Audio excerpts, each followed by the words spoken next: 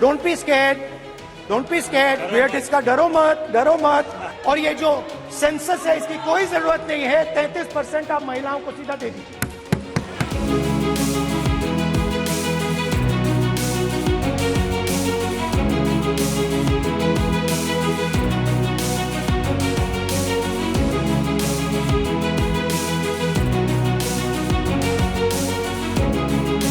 नमस्कार, आप देख रहे हैं एबीपी लाइव। मैं हूं आपके साथ वंशिका सिंह। देश की नई संसद में विशेष सत्र चल रहा है। टीवी चैनल्स और अखबारों में महिला आरक्षण बिल छाया हुआ है। प्रधानमंत्री नरेंद्र मोदी देश की महिलाओं को बहुत बड़ा गिफ्ट देने की तैयारी कर रहे हैं। पीएम मोदी महिला आरक्षण बिल लाकर महिलाओं को 33% आरक्षण देने जा रहे हैं, वो फिर चाहे लोकसभा का चुनाव हो या फिर विधानसभा का चुनाव हो। पर सवाल है कि कहीं ये सिर्फ जुमला तो नहीं। अब मोदी जी के इस बिल की सच्चाई भी जान लीजिए। अगर हम आइडिया के तौर पर बात करें तो ये सरकार का अच्छा कदम है। देश की महिलाओं को एमपी बनने का, एमएलए बनने का, मंत्री बनने का मौका ही मौका है और यही कारण है कि विपक्ष भी इसका स्वागत कर रही है। अब इसे प्रैक्टिकली समझिए। लोकसभा से ये बिल पास हो गया है, अब राज्यसभा में ये बिल पास होगा, जिसके बाद इसे 50% विधानसभाओं से पास कराना होगा। उसके बाद ये तभी कानून की शक्ल लेगा जब सीटें निर्धारित होंगी। सरकार के इसे पास कराने की मंशा के बीच इसके अधर में लटकने की संभावना ज्यादा दिख रही है। दरअसल 33% आरक्षण के लिए सबसे जरूरी है सेंसस यानी जनगणना। देश में हर 10 साल में जनगणना कराने का नियम है, पर अभी तक जनगणना नहीं हुई है। यानी जनगणना नहीं तो फिर सीटों का निर्धारण कैसे?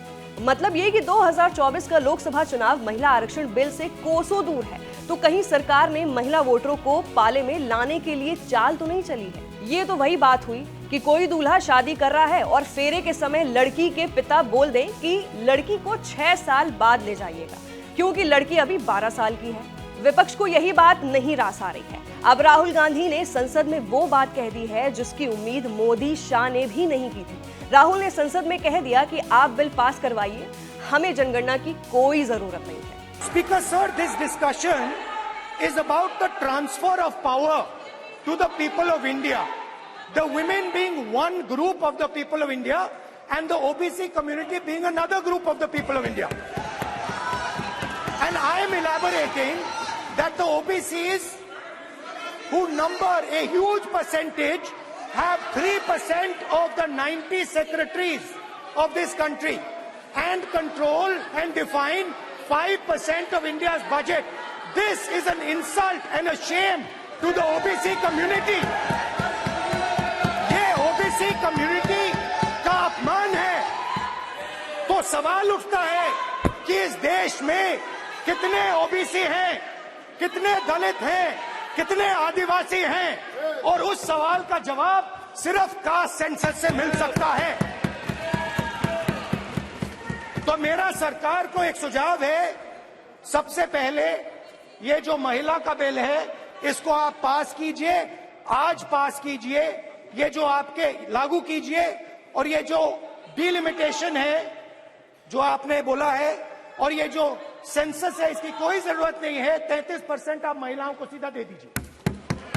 और दूसरी बात इसको बदलिए, इसको आप बदलिए। कैमरा नहीं है सर, कैमरा नहीं है, आपको ही दिखाएंगे सर, पूरा भाषण में आपको ही दिखाएंगे।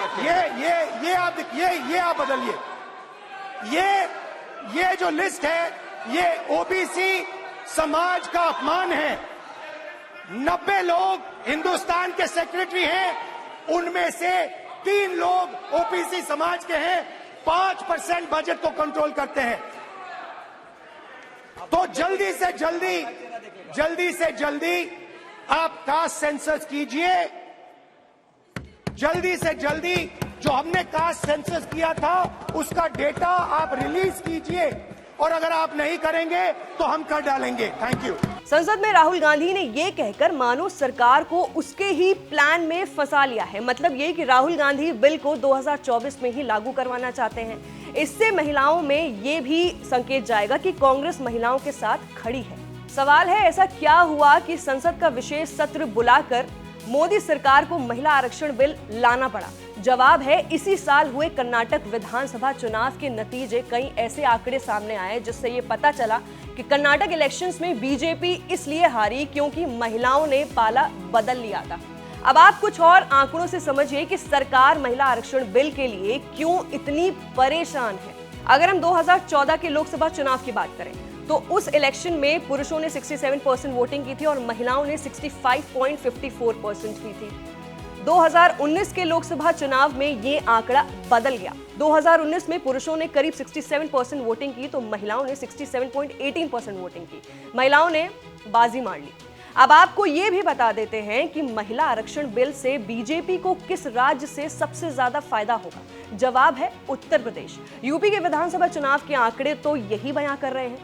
2017 में जब विधानसभा चुनाव हुए तब पुरुषों ने 59.15% वोटिंग की थी, वहीं महिलाओं ने करीब 63%, यानी योगी को सीएम बनाने में महिलाओं का हाथ ज्यादा था। अब 2022 की बात कर लेते हैं। 2022 के चुनाव में पुरुषों ने 59% वोट की तो वहीं महिलाओं ने करीब 62%। मतलब इन आंकड़ों से साफ है कि महिला आरक्षण बिल से कोई राज्य सबसे ज्यादा फायदा लेने वाला है तो वो है उत्तर प्रदेश, क्योंकि यूपी में लोकसभा की सबसे ज्यादा सीटें हैं।